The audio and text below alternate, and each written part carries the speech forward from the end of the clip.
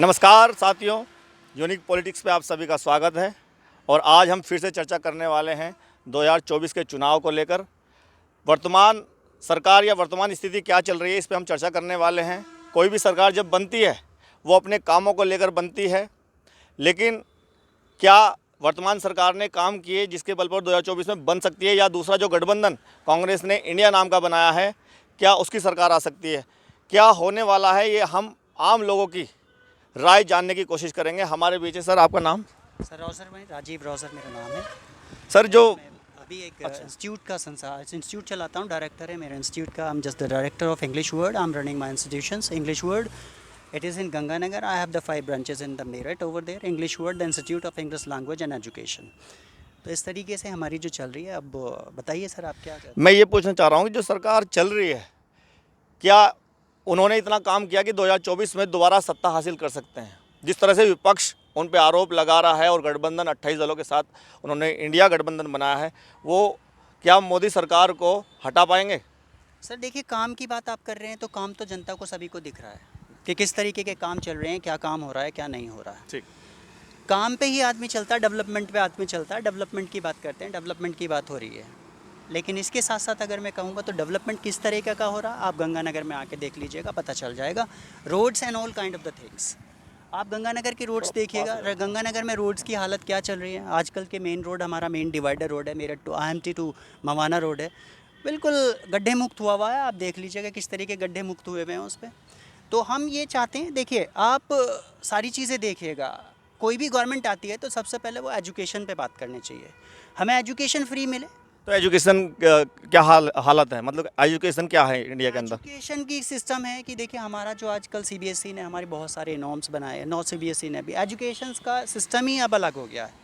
हमें एजुकेशन का समझ नहीं आ रहा कि उस किस तरीके से कॉलेज वाले, स्कूल वाले वो खुद परेशान है कि हम उसे क्या पढ़ाएं, कैसे पढ़ाएं। दिन पर दिन वो चेंज होता जा रहा है, सिस्टम चेंज हो रहा है। पहले की एजुकेशन में आज की एजुकेशन में डिफरेंट है। अब हमें समझ ही नहीं आ रहा कि तो वो अब की जो एजुकेशन है उससे फ़ायदा मिल रहा है जनता को? सर फ़ायदा कहाँ मिलेगा? जॉब मिलेगा तो फ़ायदा मिलेगा ना। हमें तो जॉब की रिक्वायरमेंट है, स्टूडेंट्स को जॉब की रिक्वायरमेंट। हमें जॉब दें, फ़ायदा हो जाएगा, सब अच्छी हो जाएगा। गवर्नमेंट, हम तो ये चाहते हैं कि गवर्नमेंट जो काम करे वो जॉब की तरफ करे। स्टूडेंट्स को एजुकेशन के साथ साथ उसे डेवलपमेंट के साथ साथ उसे जॉब भी तो प्रोवाइड कराए ना। जॉब किस तरीके से चल रहा है ये सोचना है। अच्छा, जब 2014 में पहली बार सरकार आई तो सरकार ने वादे किए थे कि हर साल हम 2 करोड़ नौकरियां देंगे। युवा उनसे नाराज़ है कि ऐसा हो नहीं पाया। बेरोजगारी बहुत ज़्यादा है, युवा परेशान है। इसको लेकर अगर सरकार इस क्षेत्र में काम करती है तो शायद युवा उनसे खुश रहे। मैं तो यही चाहूँगा कि कोई भी गवर्नमेंट आए। देखिए, सबसे पहला अगर हमारा यूथ खुश है तो सभी कुछ खुश हो जाता है। और यूथ खुश होगा जब उसको नौकरी मिलेगी। नौकरी मिले, रोज़गार मिले, कुछ भी कैसा भी रोज़गार मिले तो then the youth will be going to be good. और यूथ को अच्छा करने के लिए हमें नौकरी देने की सबसे पहले हमारी गवर्नमेंट को सोचना चाहिए कि यूथ को नौकरी दे, यूथ को इनकम प्रोवाइड कराए। अगर उसको इनकम होगा, देखिए अगर हमारे स्टूडेंट्स को या हमारे पर्टिकुलर पर्सन को इनकम होगी तो हमारा डेवलपमेंट ऑटोमेटिकली होगा हमारे देश का। देखिए, हर किसी भी कंट्री का जो डेवलपमेंट डिपेंड करता है वो उसकी इनकम पे करता है। इनकम आपके स्टूडेंट्स को कितना, आपके प्रति व्यक्ति आय क्या है आपकी। आप अपने प्रति व्यक्ति आय को देखिए ना, आपकी इनकम क्या चल रही है, प्रति व्यक्ति आय क्या चल रही है। उस आय को देखते हुए अगर उसे डेवलपमेंट करना तो दैट इज़ इंडिया का गवर्नमेंट जो हमारी वो बढ़िया काम कर रही है। अगर प्रति व्यक्ति आय अच्छा नहीं कर रही तो गवर्नमेंट सही काम नहीं कर रही। बस ये सिस्टम है। सर एक बात और, जैसे अभी आपने बताया कि एजुकेशन सिस्टम लोगों की समझ में नहीं आ रहा, या एजुकेशन पे वो काम नहीं किया जा रहा जो करना चाहिए था। इससे पहले जो सरकार रही है, उत्तर प्रदेश की मैं बात करूं तो अखिलेश की रही है, 2012 से 17 तक रही है। उससे पहले 7 से 12 तक बहन जी की रही है। तो आप वर्तमान में बीजेपी सरकार, इन तीनों में अगर हम कंपैरिजन करें, किसकी सरकार ने एजुकेशन पे अच्छा काम किया? देखो, एजुकेशन की बात करें, एक हमारे जो अभी इस समय हमारे बीच नहीं रहे, हमारे जो कल्याण सिंह जी जो हमारे CM थे, उस समय एजुकेशन का सिस्टम बहुत अच्छा था। कल्याण सिंह जी के बाद में जो आज जो हम कहें तो हमारी जो फॉर्मर चीफ मिनिस्टर रही मायावती जी, उन्होंने एजुकेशन पे लेकर के बहुत अच्छा काम किया, एडमिनिस्ट्रेशन पे लेकर के बहुत अच्छा काम किया। तो मैं अगर अप्रिशिएट करने की बात करें, जॉब्स की भी बात करते हैं, तो अगर फेयर नौकरी अगर किसी के समय में मिली तो वो दैट इज़ द मायावती होते हैं। या फिर कल्याण सिंह जी ने एक बहुत अच्छा काम किया था फॉर द एजुकेशन टू। अच्छा, ये तो उत्तर प्रदेश की बात हो गई। वैसे केंद्र के चुनाव होने वाले हैं 2024 में, क्योंकि लोग जब वोट देते हैं तो उत्तर प्रदेश के चुनाव को अलग देखते हैं विधानसभा के, और लोकसभा जो चुनाव है उनको अलग देकर वोट देते हैं। क्या लगता है कि उत्तर प्रदेश में मान लिया कोई बीजेपी को नापसंद करता हो, वो केंद्र में करेगा? देखिए, उत्तर प्रदेश हमारे सबसे बड़ी कॉन्स्टिट्यूंसी है, सबसे बड़ा ज़िला है और सबसे बड़ा प्रदेश है। सॉरी फॉर द ज़िला, ये सबसे बड़ा प्रदेश है। और यहाँ पर हमारी जो पार्लियामेंट्री सीट आती हैं, हमारी जो संसद की सीट होते हैं, वो 80 होती है। अब 80 तो किसी में भी नहीं है। अगर हमारा यूपी बीजेपी से अगर प्रॉब्लम आ जाएगी तो सर देखो प्रॉब्लम तो होगी इसमें। तो इसलिए मैं तो चाहता हूँ कि देखिए, आप डेवलपमेंट की बात करें, हमारे योगी जी वैसे उत्तर प्रदेश में हैं इस समय, काम भी है उनका, स्ट्रिक्ट फॉलो भी है, सब कुछ है। लेकिन मैं योगी जी से भी अपील करूँगा कि वो थोड़ा सा एजुकेशंस पे ध्यान दें, छोटा सा रोज़गार पे ध्यान दें, युवाओं को रोज़गार दिलाएं, युवाओं को एजुकेशन दिलाएं, तो अनएम्प्लॉयमेंट दूर करें, तो इसके लिए और अच्छा हो जाएगा। तो सरकार आएगी दोबारा अगर ऐसा काम सरकार करें। मैं सर से बात कर लें। सर, आपका नाम बताइए आप सर। मेरा नाम आफाक चौहान है और मैं भी एजुकेशन सेक्टर के साथ साथ सोशली बहुत कनेक्टेड हूँ लोगों से। अच्छा। बट अभी जैसे आप बात कर रहे हैं एजुकेशन सेक्टर की, तो मैं कहना चाहूँगा कि देखो, एक आम आदमी की बेसिक नीड है, उसे हेल्थ बिल्कुल। अच्छी मिले, एजुकेशन अच्छी मिले, उसके साथ साथ उसको रोज़गार मिले, है ना। बिल्कुल। बट जो अभी आप बात कर रहे थे कि इन तीनों में से किस पे काम हो रहा है, तो इन तीनों की अगर आप बात करें, मैं ये नहीं कह रहा, आप किसी भी हॉस्पिटल में जाएं जिसे हम बात करते हैं जो आम पब्लिक के लिए हैं, वहाँ डॉक्टर नहीं मिलता, है ना। ज़रूरत है वहाँ पे काम करने की, चाहे कोई भी गवर्नमेंट हो। मैं किसी एक पर्टिकुलर की बात नहीं कर रहा हूँ, वो सब की बात कर रहा हूँ, क्योंकि वो बेसिक है उन प्राइमरी स्कूलों को सुधारने की जहाँ से नींव तैयार हो रही है। हम एजुकेशन सिस्टम की बात करें, बड़े बड़े हमने सीबीएसई के स्कूल खोल दिए, है ना। क्या हो रहा है, स्कूलों में लुटाई हो रही है। हर आदमी उतनी फ़ीस अफोर्ड नहीं कर सकता। हमारे जो बेसिक प्राइमरी स्कूल खुले हुए हैं, उनको 1-1 लाख रुपए सैलरी मिलती है। क्या रियल में वहाँ का इंफ्रास्ट्रक्चर, वहाँ की चीज़ें ऐसी हैं जो सरकार उन पर इतना पैसा खर्च कर रही अच्छा, है? अगर जैसा आप कह रहे हो, जो सरकारी स्कूलों पे अगर सरकार ने काम करना शुरू कर दिया, ऐसा तो नहीं कि प्राइवेट से निकाल कर बच्चे वहाँ चले जाएंगे फिर? मैं प्राइमरी का पढ़ा हुआ हूँ, और मेरे साथ के जितने लोग हैं ऑलमोस्ट प्राइमरी के पढ़े हुए हैं, जितने लोग आईएएस पीसीएस बने बैठे हैं, सबकी प्राइमरी एजुकेशन है। ये बिल्कुल सही है। मैं ये कह रहा हूँ कि अगर सरकार ने वहाँ मेहनत कर दी तो फिर सीबीएसई वालों को क्या होगा, प्राइवेट वालों को क्या होगा? वहाँ जब बच्चा वहाँ से निकल के फिर सरकारी में चला जाएगा, वहाँ दिल्ली में नहीं हो रहा है। एजुकेशन दिल्ली में अरविंद केजरीवाल ने जो काम किया, वो उसका कहा जाएगा कि उसने किया, तो क्या वहाँ के स्कूल बंद हो गए? क्या वहाँ के प्राइवेट स्कूल बंद हो गए? नहीं हुए ना, चल रहे हैं। सब चल रहे हैं। जिनको बेसिक ज़रूरत थी, वो बच्चे जिनको एजुकेशन नहीं मिल रही थी, वो वहाँ गए हैं। और देखो, वो दिखता है, वो यहाँ भी दिखेगा, है ना। सर, गरीब को भी तो एजुकेशन चाहिए, नहीं चाहिए भाई? गरीब को एजुकेशन चाहिए तो गरीब कहाँ पढ़ेगा जब यहाँ से हमारे पे पैसे नहीं दिए जा रहे? तो व्हाट इज हॉस्पिटल, दिल्ली के हॉस्पिटल क्यों निकल गए आगे? गवर्नमेंट तो यहाँ भी है, गवर्नमेंट वहाँ भी है, बट उसने हॉस्पिटल्स पे काम किया। आज वहाँ के हॉस्पिटलों में जिनमें लाइन लगती थी, वो ख़त्म हो गई। हमारे हॉस्पिटल, अभी मैं चला जाऊँ जिला अस्पताल में, लोगों की लाइन है, अखबार ही छापते हैं। मैं भी जाता हूँ तो देखता हूँ। तो ज़रूरत वहाँ काम करने की है।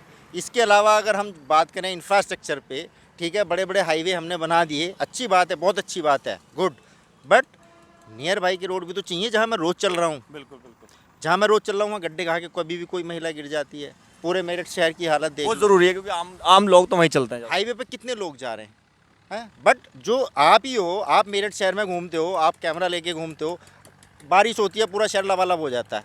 ज़रूरत वहाँ है, बेसिक नीड की ज़रूरत है। बाकी जब बेसिक नीड, देखो, प्राइमरी एजुकेशन मुझे अच्छी मिलेगी तो मेरी सोच अच्छी होगी, तो देश के बारे में अच्छा सोचूंगा। बिल्कुल, है ना। तो ज़रूरत है नीचे काम करने की, ऊपर नहीं। मैं सबसे यही कहना चाहूँगा, चाहे कोई भी गवर्नमेंट हो, कि बेसिक पे काम करें तो बाकी चीज़ें अपने आप सुधर जाएंगी। हम करप्शन की बात करते हैं, बीजेपी गवर्नमेंट से उम्मीद थी करप्शन ख़त्म होगा, बट रियलिटी मेरी ये है, जो मैं ऑब्ज़र्व करता हूँ, करप्शन पहले अनसिविलाइज्ड था, अब सिविलाइज्ड है। That is the main difference.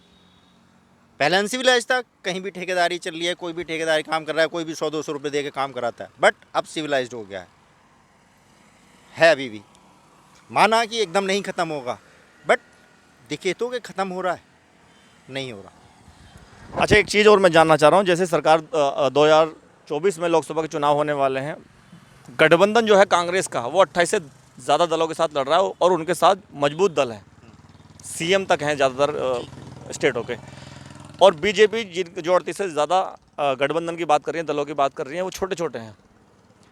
तो इस बार मजबूत दिखाई दे रहा है, क्योंकि उत्तर प्रदेश में अभी 2022 में चुनाव हुए, उसमें मात्र 5 लाख का अंतर था सपा सरकार और ये बीजेपी, इनमें जो अंतर था वो मात्र 5 लाख का था, 5.5 लाख का। अब कांग्रेस भी गठबंधन में है उत्तर प्रदेश में, और एक दो और हैं, आरएलडी वगैरह, ये चंद्रशेखर और भी हैं। उत्तर प्रदेश में 80 सीटें हैं। अगर यहाँ पे बीजेपी नहीं अपनी सीट ज़्यादा ले पाई तो लोकसभा में चुनाव नुकसान होगा, उनको होगा।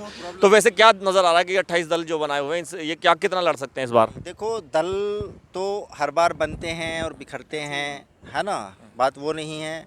बात ये है कि देखो, अगर आपने राजनीति वाला ये प्रश्न किया है तो जैसे जैसे चुनाव आता है वैसे वैसे जो पार्टी जिसकी हम बात करें बीजेपी और उसके सपोर्टिव जो लोग हैं, वो एक ऐसा धार्मिक वातावरण बनाते हैं चारों तरफ, जिससे जो चुनाव होता है वो विकास का मुद्दा भी भूल जाते हैं लोग, बेसिक चीज़ें भी भूल जाते हैं, और वो हिंदू मुस्लिम हो जाता है।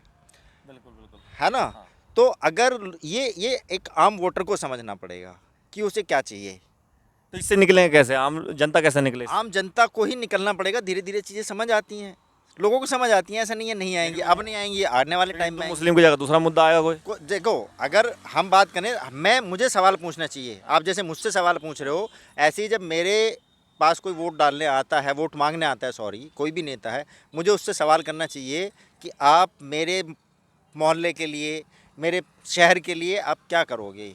उससे वो क्वेश्चन जब मैं करूँगा ना तो उसको लगेगा। वोटर को जागना पड़ेगा, हमें हमें अभी होता क्या है, सब लोग इकट्ठे हो गए, बता दिया वहाँ ऐसे हो गया जी, वहाँ वो हो गया, मतलब इन द सेंस की धार्मिक चीज़ों में, हिंदू मुस्लिम वाली चीज़ें, वो उन चीज़ों में लोग उलझ जाते हैं। लेकिन जब उलझ जाते हैं तो मुझे नहीं लगता वो क्वेश्चन किसी से करते हैं, उनके दिमाग में वो सेट रहते हैं। वो दिमाग में सेट हो जाता है, वो उनका ब्रेन वॉश ऐसा हो जाता है उस टाइम पे कि उनको फिर समझ नहीं आता कि क्या है क्या नहीं है। और ये रियलिटी है, उस सारी चीज़ों में एक आम आदमी ही पिसता है। तो हिंदू का एजेंडा कांग्रेस क्यों नहीं चला पा रही, सपा क्यों नहीं चला पा रही? और सब नहीं चला सकते ना, ये काम सब नहीं कर सकते, क्योंकि एक टैग बन जाता है किसी के लिए भी, ब्रांड हो जाता है। बीजेपी के लिए वो एक हिंदू वाला ब्रांड हो गया है, या वो हिंदूवादी पार्टी, वो हिंदूवादी पार्टी है, वो इसी काम पे चलेगी। ये मैं भी कहता हूँ, ये बाकी सब लोग भी कहते हैं, सही कह रहे हो, है ना। कांग्रेस अगर उसे करेगी या कोई दूसरी पार्टी उसे करेगी तो उसे कहा जाए उसकी नकल कर रहे हैं, ये होता है ना। तो इसलिए बीजेपी पे वो टैग है उस पर, तो वो उसको करती भी है, और नो डाउट उसको करती भी है। ऐसे ही बाकी लोग अगर उसे करेंगे नहीं करेंगे तो दूसरे दलों को तो विकास की बात करनी पड़ेगी। Roger sir. सर, मैं विकास के बिना काम नहीं चलेगा सर, और एजुकेशन के बिना काम। सर ने बताया कि विकास छुपाने के लिए तो बहुत सारे मुद्दे हैं उनके पास, हिंदू मुस्लिम का मुद्दा है। आप एक बात सोचिएगा, अवेयर कब तक आप जनता को मिसगाइड कर सकते हो? कभी तो अवेयर है ना, अवेयरनेस इज बिकमिंग। अब तो आ रही है अवेयरनेस, लोग कहाँ जा रहे हैं अब हिंदू मुस्लिम पे, बहुत कम हो रहा है। नहीं, मुझे एक बात बताइए, अवेयरनेस आ रही है तो सरकार बदल सकते हैं वो। 2014 की बात मैं बताऊं आपको, उससे पहले कांग्रेस सरकार थी केंद्र में, उसको बदलने के लिए कि उसने ये नहीं किया, उसने वो नहीं किया, है ना, उसको बदलने के लिए बीजेपी को ले आए मिल के सारे के सारे। होता ये है एक्चुअली, क्योंकि कांग्रेस इतने टाइम से देश में राज कर रही थी, ठीक है। अब ये हमारी टेंडेंसी कि हम थोड़ा सा बदलाव चाहते हैं, बदलाव किया, धीरे धीरे बदलाव हुआ। कोई ऐसा तो है नहीं बीजेपी एकदम से आ गई, बीजेपी भी 25 सालों में यहाँ तक पहुँची है, तो बदलाव होता है। जैसे उन्होंने बहुत सारे घोटाले उनके दिखाए, है ना, काम होगा तो घोटाला भी होगा, ये भी मानते हो। अब उन्होंने जो भी किया, जितना भी किया, वो उनके साथ है, ये जितना कर रहे हैं ये इनके साथ है। जब कल को ये हटेंगे तो कहीं ना कहीं इनके भी घोटाले निकलेंगे। अभी तो मैं हूँ सर्वे मैं हूँ, जैसे कर रहा हूँ। नहीं, मेरा क्वेश्चन ये है कि 2014 में हमने कांग्रेस को हटा के बीजेपी को लाए, और कांग्रेस की हम ये करते थे कि जैसे मीडिया में दिखाया गया कि भाई कांग्रेस आप कभी नहीं आएगी, उसने इतने घोटाले के। अब दोबारा हम कांग्रेस को लाने की बात कर रहे हैं, फिर हो सकता है एक दिन फिर बीजेपी को लाने की बात करें। क्या पार्टियां दो ही हैं, इतने सारे दल बने हुए हैं, ऐसी तीसरी पार्टी क्यों नहीं आ रही? एक्चुअली राष्ट्रीय पार्टी जो हैं वो तो फिलहाल 2 ही बची है ना। नहीं, तीसरी जैसे बीएसपी है। नहीं, बीएसपी अब नहीं है, नहीं, अभी तक तो तीसरी है, क्योंकि 2019 में 20% उसका थी, बट राष्ट्रीय पार्टी का दर्जा अभी उनके पास नहीं है। अभी प्रेजेंट में 2019 के जो चुनाव हुए हैं उसमें 20% वोट जो था वो बहन जी को मिला था, बीएसपी को मिला था, यानी कि वो तीसरी पार्टी है, तीसरी सबसे बड़ी पार्टी है। अभी तक का? अब 24 का जो चुनाव होगा अब पता चलेगा कि वो कितना परसेंट उनको वोट मिलता है। अभी तक तो वो तीसरी पार्टी है। वैसे मैं आपको बताऊं, जो आप कह रहे हैं कि ऑप्शन हाँ, ऑप्शन आम आदमी पार्टी तैयार हो रही है। अच्छा, और देखो, आप भी देख रहे हो, मैं भी देख रहा हूँ, दिल्ली में वो आए लगातार आ रहे हैं, पंजाब में वो चले गए, केरल में उन्होंने ठीक ठाक वोट बैंक लिया है, यूपी में भी वो पैर पसार रहे हैं। तो वो चल रहे हैं धीरे धीरे, क्योंकि वहाँ दिखता है लोगों को कि उसमें थोड़ा सा काम किया है। काम के पीछे लोग हैं, बरगलाने के पीछे एक टाइम तक चलेंगे। आज ये स्थिति क्या है मैं आपको बताऊं। अभी लोगों के सामने एक्चुअली जो आप बात कर रहे हैं कि पीएम के चुनाव होंगे, पीएम का कोई ऑप्शन नहीं दिखाई देता लोगों Right. को।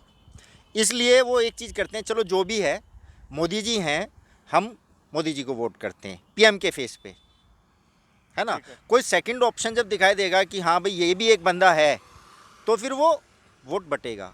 अभी नहीं बट रहा है, इसका सबसे बड़ा फ़ायदा बीजेपी को होता है। तो इससे तो फिर 2024 में फिर उनको फ़ायदा मिलेगा, अगर ऐसी बात आप कह रहे हो तो? हाँ हो बिल्कुल, क्योंकि देखो हाँ। फ़ायदा बिल्कुल मिलेगा, क्योंकि अभी भी पीएम का फेस कोई डिक्लेयर नहीं है। देखो एक चीज़ होती है ना, चाहे मैं हूँ या हूँ, एक ब्रांड हो जाता है।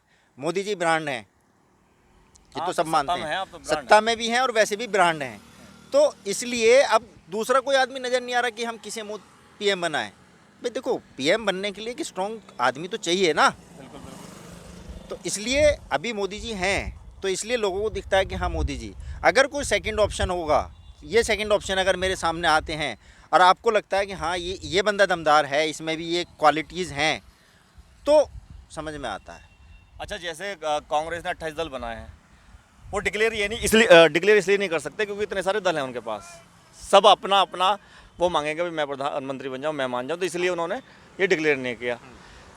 कांग्रेस के पास राष्ट्रीय अध्यक्ष हैं खड़गे जी, ये भी लोग कह रहे हैं कि हो सकता है कि प्रधानमंत्री खड़गे जी बने अगर गठबंधन की सरकार बनती है। इस तरह से भी लोग सोच रहे हैं, इस पे आपका क्या कहना है? अगर खड़गे जी राष्ट्रीय अध्यक्ष हो हमारे, खड़गे जी अगर आते हैं तो नो डाउट खड़गे जी बहुत अच्छा मैंडेट लेके जाएंगे, ये रियलिटी है।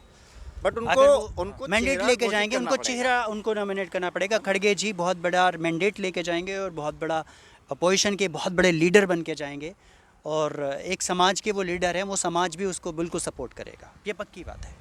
चेहरा तो डिक्लेयर करना पड़ेगा, तभी बेनिफिट होगा। अभी तो नहीं करने के, नहीं, अभी नहीं करेंगे तो उसका नुकसान भी फिर गठबंधन ही उठाएगा। क्योंकि जिस तरह से अभी दिख रहा है, आपको भी दिख रहा है, अभी तक तो मुझे नहीं लगता कि वो डिक्लेयर कर देंगे। चेहरा डिक्लेयर करेंगे तो ज़्यादा अच्छा है, क्योंकि देखो मेरी चॉइस अगर खड़गे जी हैं और मेरा मन अभी तक है कि मैं कांग्रेस को वोट दूं या गठबंधन को वोट दूं, और मुझे चेहरा क्लियर नहीं है, तो मेरे मन में भी ये शंका है कि पीएम पता नहीं कौन बनेगा। मैं वोट तो दे रहा हूं, बट अपनी चॉइस को दे रहा हूं। आइडिया तो लगा सकते हो ना आप? चॉइस को दे रहा हूं ना। अब वही वाली आइडिया बात है कुछ ना, नहीं देखो अब जैसे आपको आइडिया नहीं है, ऐसी मुझे भी नहीं है अभी तो। नहीं, मैं तो एक क्वेश्चन पूछ रहा हूँ कि अगर मान लिया वो खड़गे जी प्रधानमंत्री बन, हाँ, खड़गे जी प्रधानमंत्री बनते no हैं doubt, तो नो डाउट खड़गे No जी doubt, को खड़गे जी बहुत बड़े बहुमत mandate में मिलेगा, जन समर्थन मिलेगा, नो खड़गे डाउट। जी मैंडेट में जाएंगे, बहुत बढ़िया मैंडेट में जाएंगे, पक्का लीडर mandate जो में। हैं वो एक लीडर अच्छे हैं, ईमानदार छवि के नेता हैं। चलो सर, बहुत बहुत धन्यवाद आपका सर, रोजर सर। आम आदमी से हमने जो बातें की, उन्होंने बताया जो विकास करेगा सत्ता तो उसकी आएगी। और हमारे साथी, क्या नाम बताया सर आपने? आफाक चौहान जी ने बताया कि विकास अगर नहीं किया गया, उसको छुपाने के लिए कुछ और एजेंडे भी चलाए जाते हैं, जैसे हिंदू मुस्लिम का एजेंडा चलता है। लेकिन जनता समझदार हो रही है, वो समझ रही है, और नहीं समझी तो समझना बहुत ज़रूरी है, क्योंकि देश के विकास के लिए ये ज़रूरी है कि हमें क्या सोचकर वोट देनी है। रोजर सर ने कहा कि वोट सिर्फ विकास पे दीजिए, जो काम करता है, जिसने काम किया। अगर आपको लगता है कि बीजेपी ने काम किया तो आप उसको वोट दीजिए, रोजर सर का ये कहना है। बहुत बहुत धन्यवाद, नमस्कार। बहुत बहुत धन्यवाद।